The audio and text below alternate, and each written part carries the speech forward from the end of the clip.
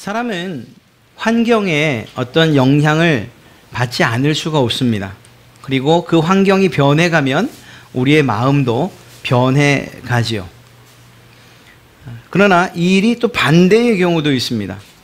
우리의 마음이 변해서 환경이 점점 좋아짐에도 불구하고 오히려 더 가난하고 부족한 삶을 사는 이러한 경우도 있습니다. 점점 시대도 좋아지고 살기도 좋아지고 실제적으로 우리의 수입이 혹여 늘어난다 할지라도 우리의 마음이 점점 가난해져서 그것들을 누리지 못하는 일들이 없지 않아 있죠. 우리는 오늘까지 광야에서 일어난 사건을 살펴보게 될 것이고 다음 주부터는 가나안에 입성하면서 벌어지는 사건들을 살펴보게 될 것입니다. 여호수아서를 시작으로 해서 사사기 그리고 왕정 시대를 거쳐 가게 될 것입니다.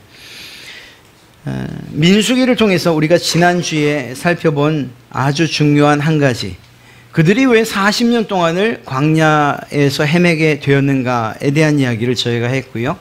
그리고 그 광야에서 헤매는 동안에 있었던 일들 가운데 대표적으로 한 가지를 이 놋뱀 사건을 이야기하려고 합니다. 이스라엘 백성들이 하나님께 불평하고 원망했던 것 때문에 그들은 40년 동안을 광야에서 살아야만 했습니다.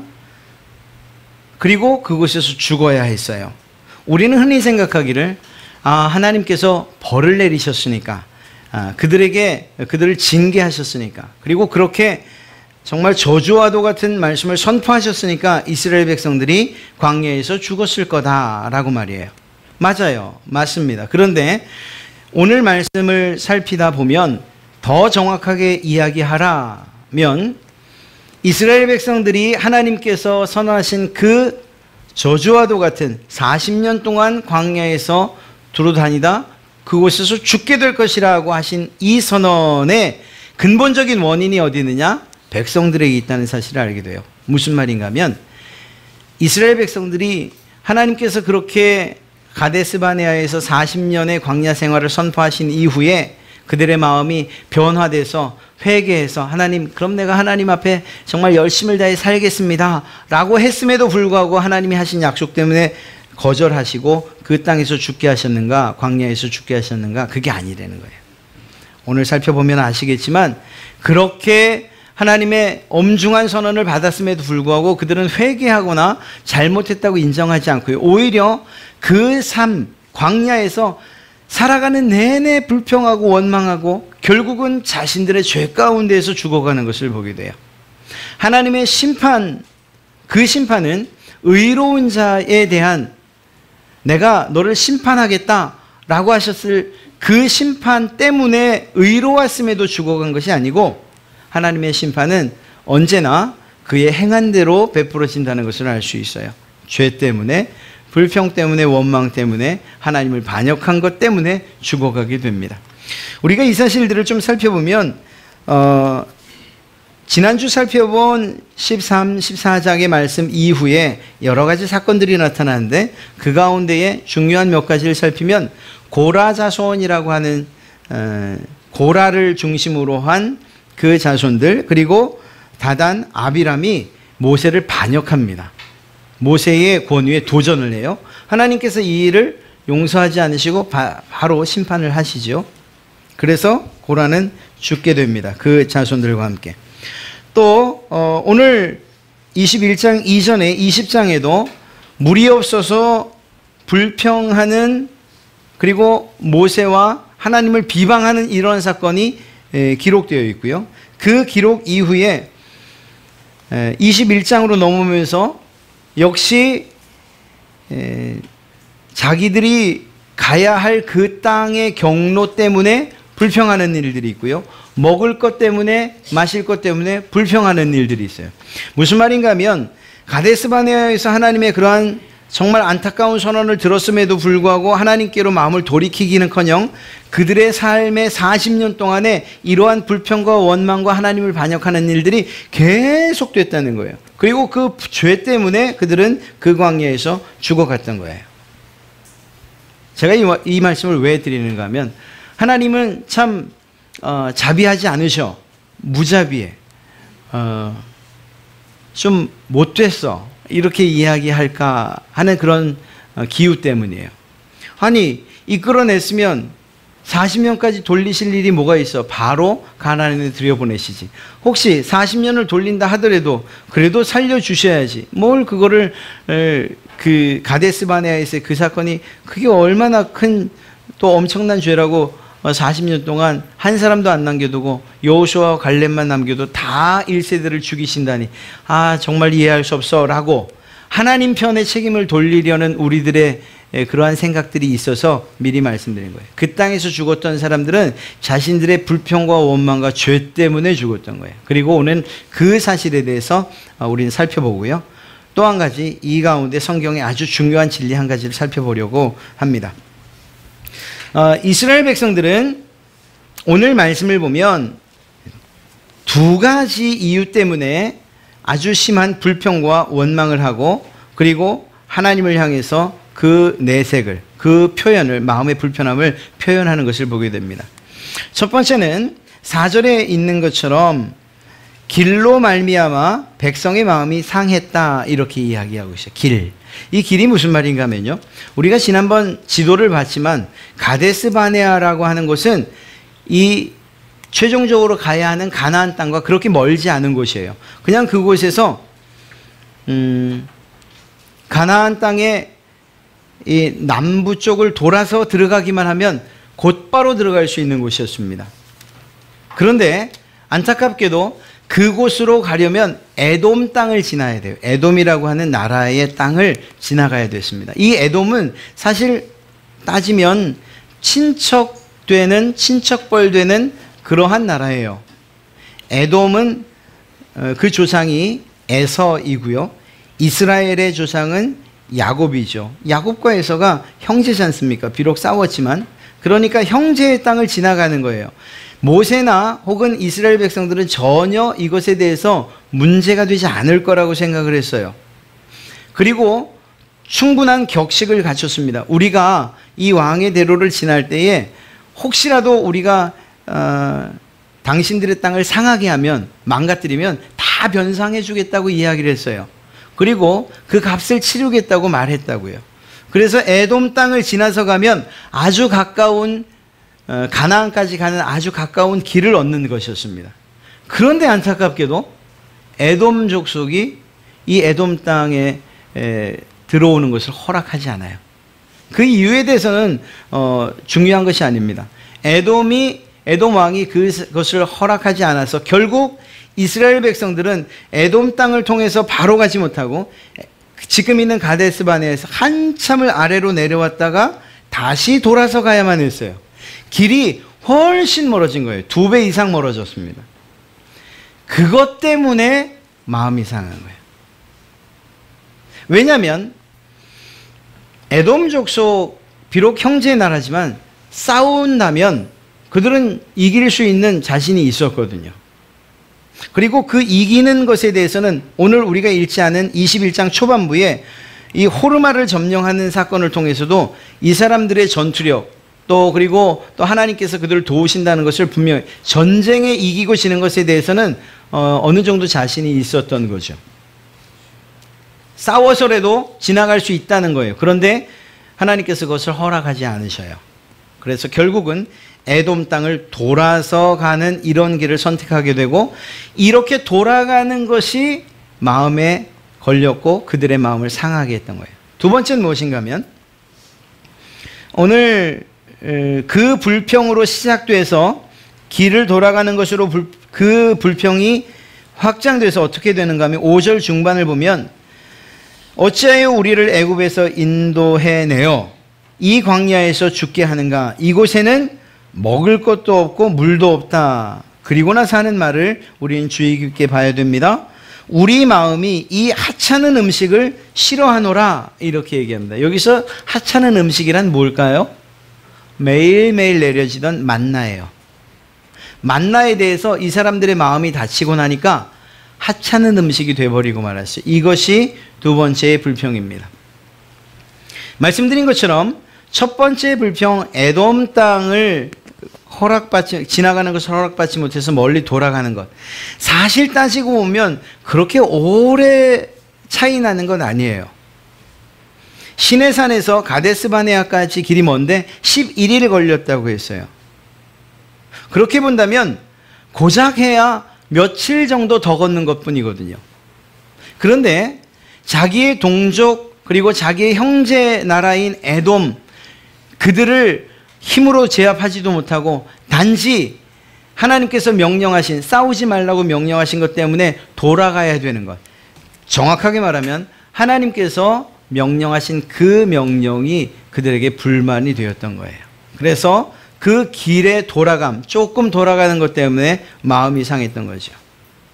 그저 마음이 상하는 것으로 끝난 것이 아니고 그 마음 상한 것이 지금까지 하나님께서 인도해 오셨던 모든 광야에서의 그분의 은혜에 대해서도 불평하고 원망하게 됩니다. 이어지게 돼요. 이들의 이야기를 들으면 정말 그것이 하찮은 음식이었는가 하는 생각을 하게 돼요. 성경을 보면요, 출애굽기 16장 31절 말씀을 보면 제가 표준세 번역 성경으로 읽어드리겠습니다. 이스라엘 사람은 그것을 만나라고 하였다. 그것은 고수씨처럼 하얗고 그 맛은 꿀 섞은 과자 같다. 이렇게 이야기하고 있어요. 이스라엘 백성들이 처음 만나를 만났을 때, 하나님께서 처음 만나를 내려주셨을 때 그 만나에 대한 경험이 무엇이었는가 하면 꿀 섞은 과자 같다. 얼마나 맛있었다는 것입니까? 저는 이 가시, 그러니까 고수씨 같다고 해요. 고수씨. 제가 정확하게 살펴보진 않았지만 고수씨면 어떤 모양이, 그러니까 아주 크진 않아요. 작은 씨앗 같은 모양인데 꿀 섞은 거예요. 분명히 성경에 나와 있는데도 제 상상력은 자꾸 꿀꽈배기가 생각이 나요. 아이 참 맛있었나 보다. 뭐 그게 꿀꽈배기 맛이든지 아니면 어떤지 간에 꿀 섞은 과자 같은 아주 먹을 만한 그런 음식이었다는 거죠. 그런데 이러한 이스라엘 백성들의 생각이 바뀌기 시작을 합니다. 그래서 민수기 11장 8절을 보면은 기름 섞은 과자라고 되어 있어요. 물론 이것이 느끼하다는 의미는 아니에요. 왜냐하면 6절에, 민수기 11장 6절에 어떤 상황을 이야기하고 있는가 하면 이스라엘 백성들이 이 만나에 대해서 입맛이 떨어졌다 이렇게 표현하고 있기 때문이에요. 먹지 못할 것처럼 여겼어요. 그러나 실상 살펴보면 만나는 여전히 기름에 튀긴 것과 같은 그런 맛이었다라고 성경이 이야기하는 거죠. 이스라엘 백성들의 마음이 변해가고 있는 게 보이십니까?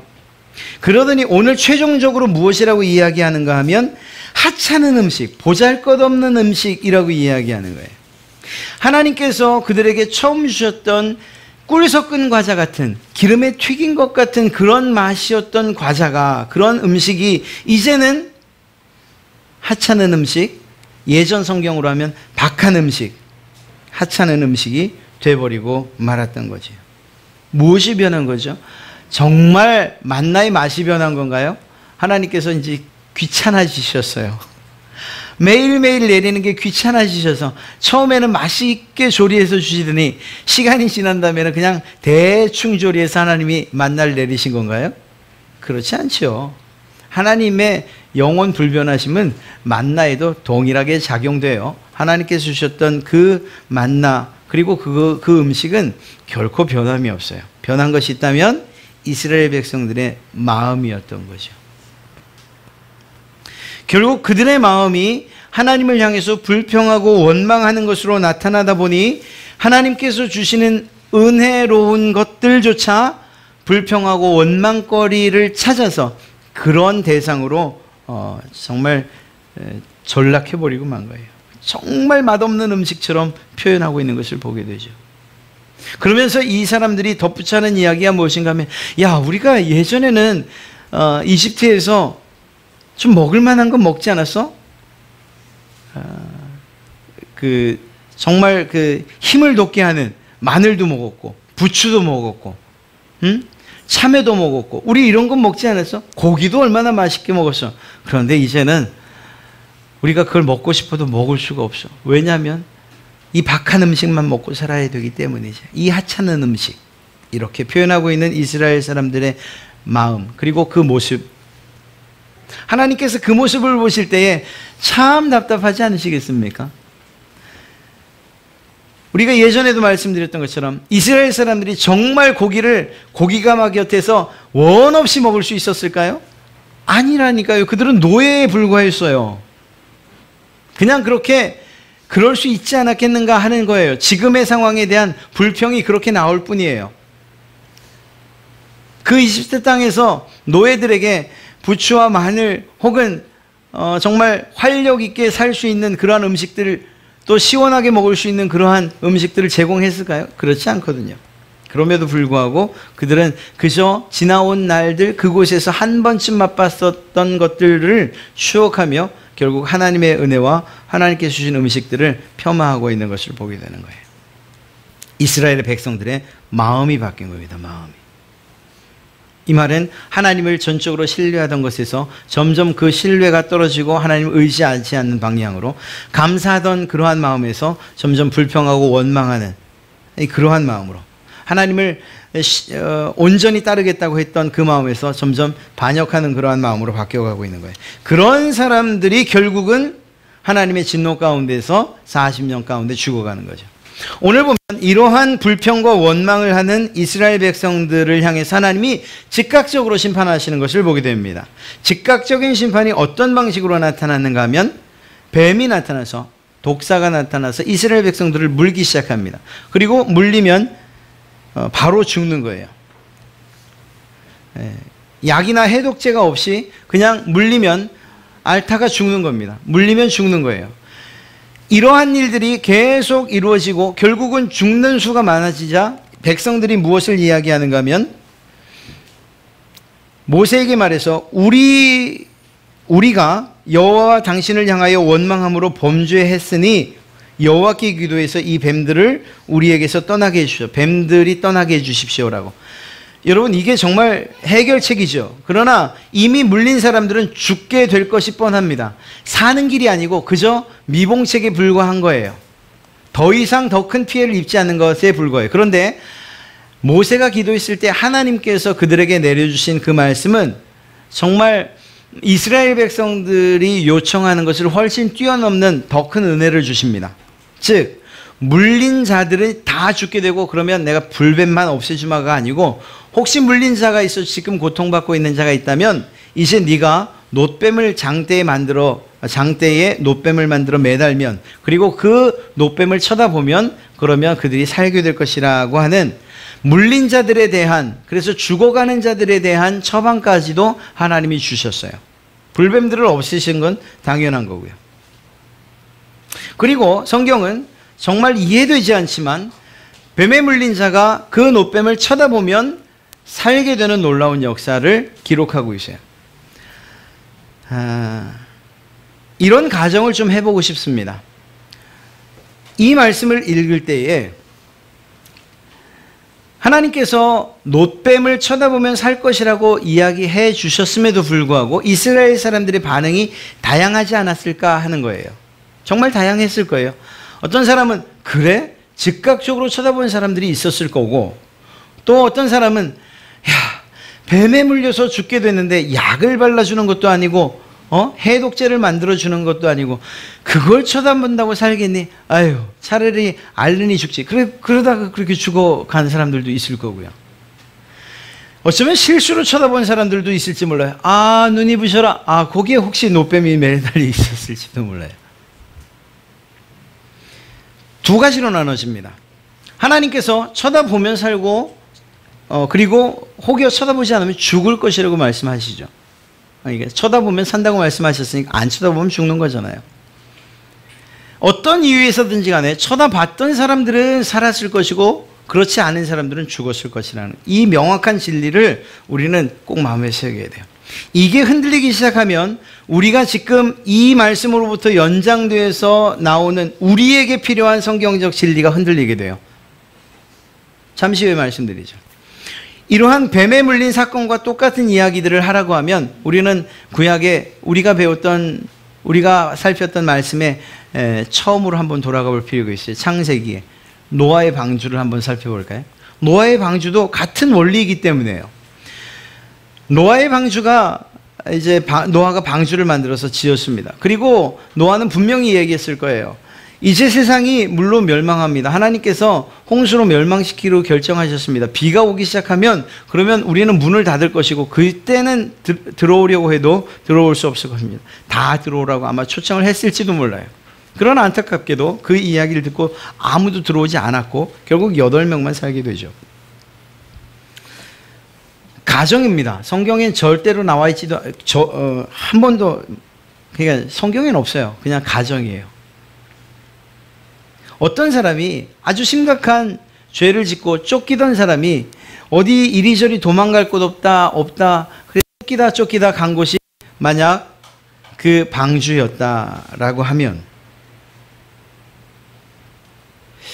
그러면 살았을까요? 죽었을까요? 살 수밖에 없어요. 방주에 탔으니까.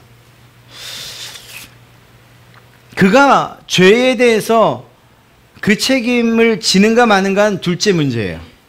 그 죽음 가운데서 사느냐 죽느냐 묻는다면 사는 거예요. 방주에 들어오면 사는 거예요.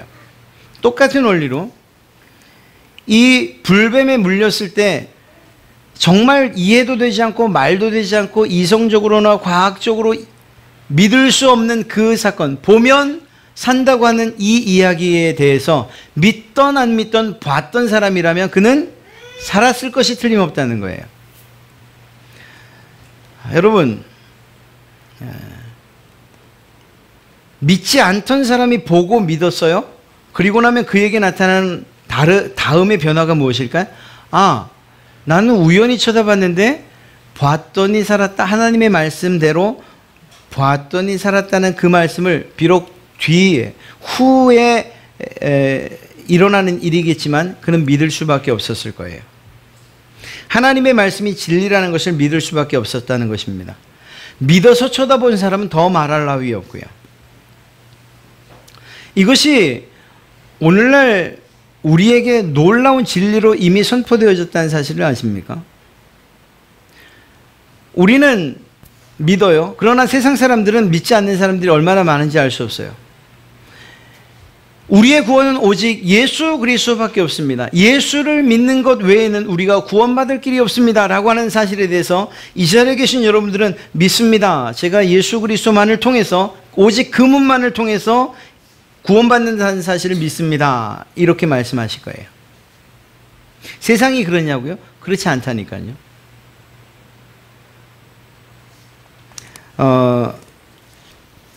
조엘 오스틴이라고 하는 목사님이 계시죠. 미국에. 긍정의 힘. 아마 여러분들도 잘 아실 겁니다. 그런데 그가 인터뷰를 해요. 그런데 그 인터뷰하는 가운데에 그 방송을 보던 어떤 분에게 전화가 옵니다. 그리고 노골적으로 믿어요. 예수님 외에도 구원이 있다는 말입니까? 그가 무엇이라고 대답을 했을까요? 모릅니다.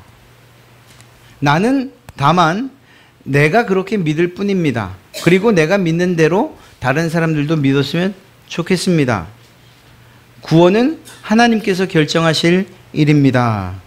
이렇게 이야기를 합니다. 정말 그런가요? 그만큼의 믿음에 대한 자신도 없다면 목사님이라고 할 만한가? 또 한 가지요. 원주교구에, 좀 오래된 영상이긴 합니다만, 원주교구에 박모 신부님이 계십니다. 그분이 이제 믿음에 관한 이야기를 이렇게 강의하셨어요. 그런데 그분이 이야기하는 내용 가운데 이렇게 이야기합니다. 예수님을 믿으면 천국에 보내고 믿지 않으면 지옥에 보내는 그런 신이라면 그는 잡신이나 악신입니다. 하나님은 그런 분이 아니십니다. 이렇게 이야기하죠. 예수님을 믿으면 구원받는다는 말 맞습니다. 그러나 그것이 싸움의 이유가 돼서는 안 됩니다. 여러분 정말 이 말이 맞습니까? 예수님을 믿으면 구원받고 믿지 않으면 지옥에 보내는 그런 하나님이 정말 이분이 이야기하는 것처럼 잡신이고 악신이라고 이름 들어야 됩니까? 아니죠. 성경은 그렇게 말하고 있잖아요. 오늘 우리가 이야기할 때에 어떤 사람들이 말하는 것처럼 기독교인들은 너무 독단적이고 이기적이고 하나밖에 모르고 한 길밖에 이야기하지 않는다. 오직 예수님만 믿어서 구원받는다고 말하냐. 다른 종교들에 대해서는 왜 인정하지 않느냐라고 이야기하고 있습니다. 그러나 정말 하나님의 말씀을 믿는 그러한 이들이라면 우리는 한 가지를 이야기할 수밖에 없어요. 우리에게 구원받을 만한 이름을 예수 그리스도 외에는 주신 적이 없다는 이 사실을 믿어요. 오직 예수 그리스도만이 우리의 구원의 길이라는 사실을 우리는 믿을 수밖에 없어요. 이것이 목에 칼이 들어와도 이야기할 수밖에 없는 거예요. 다른 사람들은 야 말도 안 돼, 이기적이야, 믿을 수가 없어, 저러니까 욕을 먹지라고 해도 어쩔 수 없어요. 이것에 대한 믿음의 판단은 최종적으로 하나님 앞에 가서 우리는 분명하게 그분의 선언을 듣게 될 거예요. 내가 말했던 그 믿음 그대로 네가 가지고 있다라는 이러한 이야기를요. 여러분, 놋뱀을 쳐다보는 것, 이거 얼마나 어리석은 일입니까? 그것과 똑같은 것처럼 예수 그리스도만 믿으면 구원받습니다 라고 말하는 것 어리석게 여기고 그리고 답답하게 여기는 사람들이 많아요. 그러나 성경에서 말씀하고 있는 이 진리는 결코 변함이 없다는 것입니다. 하나님께서 변함이 없는 것처럼 이 진리 또한 변함이 없어요. 그리고 이 믿음에 대해서는 우리가 비록 어떤 특별한 그리고 유명한 신학자나 혹은 그러한 믿음을 선포하고 글 쓰는 사람이 아니라 하더라도 지금 있는 자리에서 우리는 고백할 수 있어야 돼요. 오직 구원은 예수 그리스도 그분 외에 구원받을 수 있는 길은 없습니다 라는 이 사실을요. 우리가 성막을 살펴봤죠. 우리가 자세하게 살펴보지 않았지만 성막에는 큰 문이 있습니다. 성막 주변에 울타리가 있고 그리고 그 울타리에는 문이 하나 있어요. 하나밖에 없어요. 그리고 그 문은 그 구조물에 비해서 굉장히 넓어요. 10m나 돼요, 문이. 물론 휘장처럼 되어 있기 때문에 만드는 건 어렵지 않겠지만 왜 이렇게 문이 넓을까요? 예, 구원의 길로, 그러니까 구원의 문으로 들어가는 이 문은 누구나 들어올 수 있다는 거예요. 누구나. 그러나 그 문은 하나예요. 오직 예수 그리스도 외에는 그 구원의 문으로 들어갈 수 있는 자가 없다는 거예요. 그래서 예수님은 양의 문을 이야기하면서 담 넘어 들어온 사람들 다 도적이라고 이야기하고 있는 거예요. 세상 사람들이 무엇이라고 이야기해도 또 같이 믿는 사람들 가운데조차 너무 편협한 신앙이라고 이야기해도 고집스럽다고 말해도 우리는 이 믿음과 이 신앙에 대해서는 결코 포기할 수 없어요. 놋뱀을 쳐다본 사람이 사는 것처럼 우리는 오직 예수 그리스도 십자가에 달리신 예수 그리스도 외에는 구원의 길이 없다고 그러한 믿음을 고백하는 사람이 되어야 할 줄로 믿습니다. 왜냐하면 그것이 진리이기 때문이에요. 쳐다보고서 우연히 쳐다보고서라도 믿는, 결국 살아난 사람은 결국 그 사실, 하나님께서 말씀하신 사실을 믿게 되는 것처럼 정말 여러 가지 이유에서 예수를 믿을 수 있어요. 아파서 고침받으려고, 정말 사업이 안 돼서 좀 잘 살아보려고, 성공해 보려고, 또 친구들과의 관계들 때문에 예수님 앞으로 나올 수 있어요. 그러나 그분이 정말 예수 그리스도를 통해서 구원을 경험하게 되면, 그 구원에 대한 확신을 갖게 되면 그때 무엇을 다시금 믿게 되는가 하면 오직 예수 그리스도 외에는 믿음의 다른 길과 다른 문이 없구나라는 사실을 분명하게 믿게 될 거예요. 그렇기 때문에 그분의 믿음으로 구원받는 일이 일어나는 거예요. 얼마나 수치스러운 일인지 알 수 없어요. 아니, 믿을 게 없어서 십자가에, 그 로마의 가장 흉악한 형틀에 매달려 죽은 그 예수 그리스도를 믿어야 되냐고요. 이걸 인정할 수 없죠. 그러나 주님은 그렇게 말씀하셔요. 내가 이 십자가에서 죽었지만 그러나 다시 살아났다. 그리고 내가 살아난 것처럼 너희들도 죄로부터 다시금 살아나고 사망으로부터 다시 살아난 일이 있을 것이다. 믿어지지 않지만 믿어라 라고 이야기하는 거예요. 세상 사람들이 말하는 것처럼 어떻게 부활이 과학적일 수 있습니까? 예, 잘 모르겠어요. 과학적이 아닐지도 모르겠어요. 또 합리적도 아니고 지성적이 아니라고 이야기해도 상관없어요. 주님께서 그렇게 말씀하셨기 때문에 우리는 믿어요. 그리고 이 일이 실제로 이루어지는 그날 우리는 하나님의 말씀이 진리였다는 사실을 믿게 될 것입니다. 마치 쳐다보아서 살았던 것처럼요. 이 똑같은 일이 이제 여리고 성을 들어가면서 가나안 성을 들어가면서 비슷한 사건이 또 일어나게 됩니다. 그때 다시 말씀드리겠지만 그 성에서 모두 죽고 라합이라고 하는 여인만 살게 됩니다. 그는 정탐꾼들을 살려준 그 일로 인해서 하나님의 은혜를 입게 돼요. 여리고성이 이스라엘 백성들이 공격해 왔을 때 다 무너지고 다 죽게 되는데 라합의 집만 살게 됩니다. 그런데 라합의 집이 어딘지 알 수 없잖아요. 그래서 한 가지를 이야기해요. 너희 집 창문에 붉은 줄을 매달아라. 그러면 그 붉은 줄이 매달려 있는 그 집은 우리가 살려주는데 이유 여하 막론하고 따지지도 묻지도 않고 그 집 안에 들어와 있는 모든 사람은 우리가 다 살려주겠다라고 약속을 해요. 여러분, 어떤 원리가 똑같지 않습니까? 방주 안에 중요하잖아요. 들어가 있으면 사는 것이고요. 노뱀 쳐다보면 사는 것이고요. 라합의 집 들어가 있으면 사는 거예요. 주님께서 우리에게 주신 것이 그렇게 어려운 어떤 조건을 구원에 이르는 어려운 길을 주신 것이 아니라고요. 매우 간단해요. 들어가 있으면 사는 것이고 쳐다보면 사는 것이고 오늘 예수 그리스도를 믿으면 사는 거예요. 라합이 자기의 가족들 얼마나 불러 모았겠습니까? 그러나 그 가운데 여전한 반응은 두 가지였을 거예요. 전쟁이 있을 거라고 생각하지도 않고 마지막 날이 있을 거라고 생각하지도 않아서 들어오지 않은 사람들도 있을 것이고 또 아주 위급한 상황 가운데서 드디어 전쟁이 벌어지자 이게 그때가 아닌가 해서 들어온 사람도 혹시 있을지 몰라요. 중요한 건 들어와 있다면 사는 것이고 그렇지 않다면 죽는 거예요. 우리에게도 예수 그리스도 믿으면 구원이요 믿지 않으면 정말 구원받을 수 없다는 이 진리는 변함없는 진리인 거예요. 이 진리를 흔들려고 해서는 결코 안 되는 거죠. 예수 그리스도 믿는 것, 그런 면에서는 정말 구원의 길을 이렇게 쉽게 우리에게 전해주신 이 은혜가 얼마나 큰지 알 수 없어요. 한편으로 생각해 보면 그래요.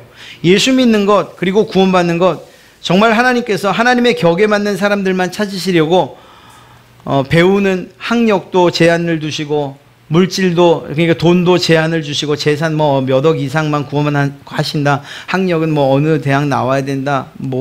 또 뭐 있나요? 키는 몇 이상 돼야 된다.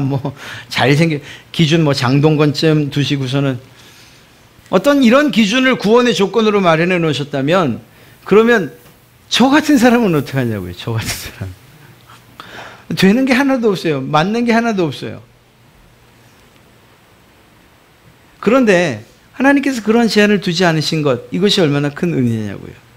누구나 쳐다보면, 누구나 들어가면, 누구나 믿으면 이렇게 쉽게 우리에게 구원의 진리를 주셔서 누구나 구원의 자리에 이르를 수 있도록 해주셨는데 안타깝게도 많은 것들을 가졌다고 배웠다고 그리고 안다고 하는 이들이 오히려 믿을 수 없다고 말하는 이러한 아이러니가 일어나는 것, 이것이 믿음인 거예요. 그런 면에서 볼 때 하나님께서 연약한 자들을 들어서 강한 자들을 부끄럽게 하시겠다 하신 말씀이 바로 이런 것 아니겠습니까? 우리의 이 세상의 삶이 중요한 것이 아니고 하나님의 말씀을 믿고 그 하나님의 말씀대로 믿는 이 일이야말로 하나님의 자녀가 되고 그리고 하나님의 백성이 되는 가장 쉬운 길이라는 것입니다. 그리고 그 길을 우리에게 제시해 주셨어요. 중요한 것은 이제 우리의 선택인 거예요. 정말 그곳으로 들어가느냐 아니면 쳐다보느냐, 쳐다보지 않고 죽느냐, 들어가지 않고 죽느냐. 예수님을 믿고 구원받느냐, 그렇지 않느냐. 여러분, 제가 이 이야기를 할 때마다 참 괜찮은, 제가 생각해도 참 괜찮은 예가 하나 있어요. 저는 보험을 안 들어요. 저희 아버지 영향이 커요. 야, 믿는 사람이 무슨 보험이냐. 근데 지금 생각해보면 돈이 없었어요. 보험 들 만한 돈이 없었어요. 개척교회 목사님이 무슨 돈이 있다고 그랬던 것 같기도 해요. 하여간 어쨌거나 예수 믿는 사람이 무슨 보험이냐 이런 얘기를 하도 하셔갖고 저도 안 했어요. 어쩌다 보니까 그냥 실비보험 하나 들라고 해서 들어놓은 것 같아요. 혹시 나 모르게 들어놓은 거 있으면 얘기해줘요. 제가 거짓말하면 안 되니까. 그렇거든요. 그런데 최소한 우리가 인생을 살면서 이 보험 하나는 들어야 돼요. 보험의 특징이 괜찮은 건 있어요. 그냥 얼마 되지 않는 그 기간을 부어서 나머지 삶을 보장받는 거죠. 괜찮지 않습니까? 돈 많으면 하세요. 부어 놓다가 나중에 정말 살만한 어떤 힘이나 능력이 없을 때 그때 보상받으면 되니까. 이 세상에서 보험은 혹시 못 든다 해도 너무 걱정하지 마시고 예수보험 하나만 좀 드시면 참 좋겠습니다. 영원이라고 하는 세상을 한번 생각해 보셨어요? 영원? 정원 이 영원이라는 시간을 좀 생각해 보면 머리가 점점 아파지기 시작해요. 왜냐하면 영원이라고 하는 그러한 시간 가운데에서 한 100년을 어떻게 표시하면 좋을까? 점을 찍으면 될 것 같아요. 그런데 정말 점이면 될까? 아니에요. 영원이기 때문에 그것은 또 확장될 것이고 그 점 안에 또 점, 또 점이라고 해도 100년을 표현하기가 너무 힘들 것 같아요. 그런데 여러분들이 사는 70년, 80년에 예수님을 믿는다는 이 정말 참 표현도 저급하죠. 보험. 그래도 오늘은 그렇게 합시다. 예수님을 믿는 이 보험 하나를 들어서 영원의 삶을 완벽하게 보장받을 수 있다면 드셔야 되는 것 아니에요? 정말 죄송합니다. 믿져야 문제 아닙니까? 예수 믿고 구원받는다고 하는 이 일에 정말 어떤 조건, 어마무시한 조건이 걸려서 내가 도저히 그 보험 들 수 없어요 라고 하지 않는 이상 정말 예수님을 믿고 우리가 보상받을 수 있는 것이 영원이라는 사실, 그리고 그것이 지금 믿는 것으로서 가입 가능하다고 하는데 이것에 대해서 아니라고 이야기할 만한 그렇게 어려운 만한 일이 있으실까요? 사랑하는 성도 여러분, 제가 구원, 이 복음의 진리를 너무 저급스럽게 표현을 했는지 모르지만 그러나 사실이에요. 예수님을 믿는 것, 믿고 또 믿는 이의 삶을 살아가는 것 길어야 7, 80년이면 끝나고요. 죄송합니다. 저만 해도 이제 몇 년 안 남았어요. 벌써 50년을 살아버려가지고 나머지 이제 뭐 한 30년, 자꾸 뭐 길게 살라고 50년, 그러면 끝나는 거예요. 그 삶 동안에 우리가 어떻게 살았는가, 무엇을 믿었는가에 따라서 그 이후에 상상할 수 없는 영원의 시간들이 보장된다니까요. 그런데 그것을 굳이 내 고집 때문에 난 쳐다보지 않을 거야, 난 믿지 않을 거야, 난 들어가지 않을 거야 라고 이야기할 이유가 있냐는 거예요. 물론 그것을 가로막는 일들이 있긴 있어요. 우리의 죄성은 끊임없이 쾌락을 즐거워하거든요. 그러나 믿음 안으로 들어온 자들에게 요구하는 것, 그 죄로부터의 단절을 계속 요구하니까 이게 계속 부딪힐 수밖에 없어요. 그러나 말씀드린 바와 같이 우리에게 주신 그러한 영원한 천국의 삶에 대한 그러한 기대와 소망이 있다면 넘어지는 한이 있어도 또다시 일어나고 또다시 죄 짓는 일이 있어도 다시금 나와서 회개하고 하는 이러한 신앙의 삶을 우리가 포기할 수는 없는 것이죠. 사랑하는 성도 여러분, 여러분 안에 다른 구원이 있어요 라고 하는 이러한 정말 헛된 믿음이 아니고 성경이 말씀하시는 오직 예수 그리스도 외에는 구원이 없습니다, 당당하게 말씀하실 수 있는 믿음이 먼저 여러분에게 있었으면 참 좋겠습니다. 다른 사람들이 무엇이라고 얘기해도 별로 중요하지 않아요. 주님이 여러분에게 무엇이라고 말씀하시고 또 주님이 여러분을 어떻게 인정하시냐, 이것이 더 중요한 것이기 때문이죠. 오늘 말씀을 맺도록 하겠습니다. 첫째는 우리에게 주어진 여러 가지 감사의 조건들에 대해서 내 마음이 하나님으로부터 떠나는 것으로 인해서 감사가 불평과 원망으로 변해가고 있지 않은가, 우리를 스스로를 계속적으로 좀 점검하셨으면 좋겠습니다. 이 말을 바꿔 이야기하면 우리의 삶이 나아지건 우리의 환경이 좋지 않게 변하던 우리의 마음이 한결같이 하나님과 관계 가운데서 감사하는 마음으로 있으면, 그러면 우리의 삶에 대해서는 그렇게 크게 신경 쓰지 않는다는 거예요. 좀 가난해도 하나님과의 관계가 있으면 가족끼리 정말 친밀하고 화목함을 유지할 수 있고요.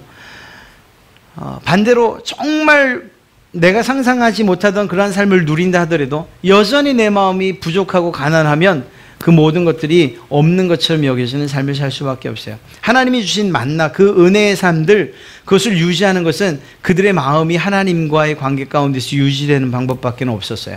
안타깝게도 불평과 원망 때문에 그만 그 좋은 음식, 그 꿀 같은 꿀 섞은 과자 같고 기름에 튀긴 것 같은 그 맛이 변해서 박하고 하찮은 음식으로 여겨졌던 것이죠.